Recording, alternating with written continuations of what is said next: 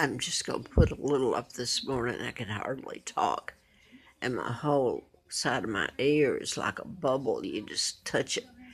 You don't even have to touch it in the night. It just pops. And it's swollen. I can put my finger, but it's bleeding. So I don't know if I can even get to a doctor today. Um, I put this up. I can hardly hear or think. My whole face, side of my head. Uh, and I'm going to it seems anything I say or do can be used against me. I've told everyone the truth as I begged. I am Margaret Ann Windsor, and I was kidnapped in 41 and brought to Moulton, Alabama.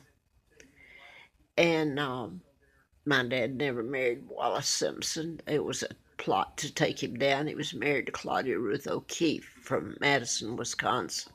So that's why all this has been done to me. It was an illegal takedown, and I am the day I was born, Queen Victoria II, heir to the British Crown. So they kidnapped me.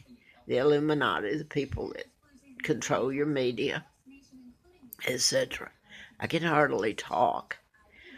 I know that the whole side of my face and my ear, it's horrible, and it's from. I went on Facebook and YouTube because someone I know, I was going on it anyway, as a record of trying to find my children so they could find me, a way of finding me because they separated us way back when they almost killed me, April Fool Day of 80.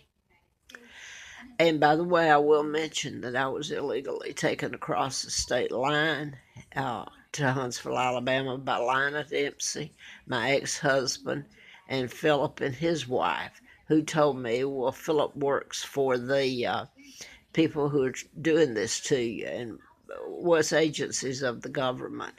And he worked for the ATF. He, at one time, was Secret Service to Howard Baker in December of 1980, I guess. Anyway, that's all I'm going to put up. It seems like I'm at my end now because my whole head and everything. And I'm just going to say this. I've put this up. I came to Roanoke, lived on the Appalachian Trail for a long, long time, froze and stole because I was shut down, totally shut down. And when I did get some money, I started trying to get a place to live. And the only place I can get is motels. And the motels are owned by the Shaws and Patels here. And they've gotten quite wealthy. And they have connections up to the former uh, governors of Virginia, which is, I could list them. But anyway, they sit on the intelligence committees and judicial. So I have an autoimmune disorder. And when I am forced to inhale toxic fumes, it's murder to me. Um, I should live a halfway normal life. Like yesterday morning, I went out of here. I'm using it as an example. They have a little breakfast in the morning, and that was the only time I got a little relief was in there. So it's only in the rooms. They're told to put which rooms to put me in. They've come in and run me, and I go again and mention State Trooper, and now I've forgotten his name, Carl Barton. And his wife told me back in '09, they brought me to the Affordable Inn after someone had poured gas all over my tent that night up on the mountain by the Star up there. And he and his wife were hosts. And they used formaldehyde up there. They would come up there. I was told by one who was host later, I would run up there when I had no other place to go. They did like they're doing here to me, run me with fumes. And that's what I sound garbled because I don't think I'm going to make it this time. I think they've actually got me, done me in.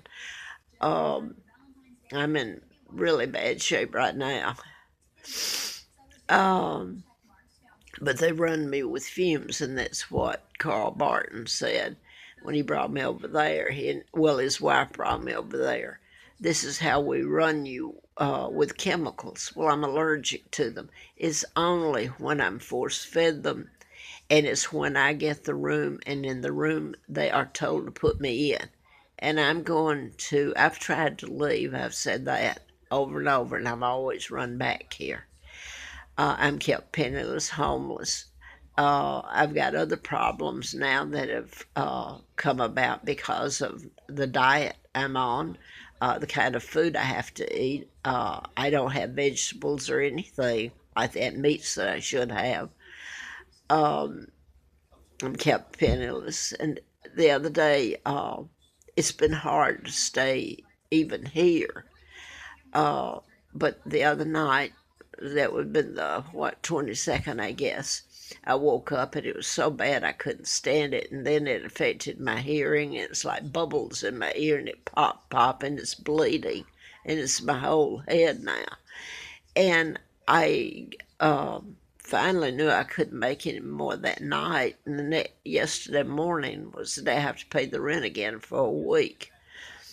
So I went up, and the man come down, and he brought a thing of Windex with him, and I said, "Well, you can't use that." And he said, "Oh, I wasn't going to." And he made some comment, and he seemed like such a nice man. And I understand now that you can do that, and you're not nice at all. What he did was later, I was so sick, and my ear was just like exploding, and I put my finger in it, and it's like a bubble. You put it on, and it pop. And anyway, I told him I couldn't stay. It was horrible. This was not be, last. I spent the night in here last night. I moved in. Here's just across the hall. This place in the summer may stay full. I was here from July most of the time till now. As hard as it's been on any of living like this. But I asked him to move me. It's after he'd come in and looked at it and all that. I asked him to move me. And he said they were full. Well, that was a blatant lie. They're almost empty and have been for uh, some time now when it starts getting winter time. So they weren't full at all. And he said the only place he was moving me was across the hall from me. It's in a handicap room. Well, I'd been here before. They've kept me in the room 110, and this is 111 and 112 and 13.